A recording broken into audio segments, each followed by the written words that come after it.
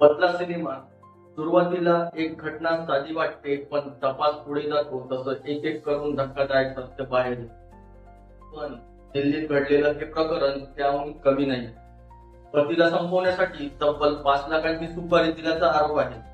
आणि झोपेच्या गोळ्या, मग करण, त्यानंतर गळा आवळला आणि एवढं करूनही जीव जात नाही म्हटल्यावर लाकडी दांड्याने मारहाण करून हत्या केली. नमस्कार, मी रुपेश आणि तुम्ही पाहत आहात मराठी हक्का न्यूज. आता प्रश्न असा आहे, हे सगळं केलं कोणी आणि पतीला मारण्याची गरज का पडली?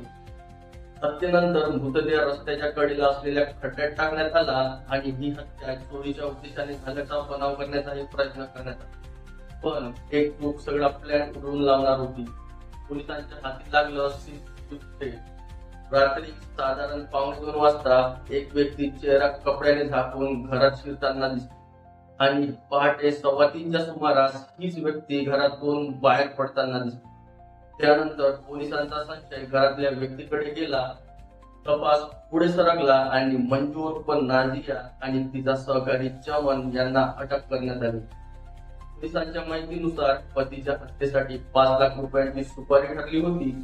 पण आता सगळ्यात मोठा प्रश्न, पतीच्या हत्येचा कट नेमका का रचण्यात आला आणि या कटामागे आणखी कोणाचा हात आहे का, त्याचा तपास पोलीस करत आहेत.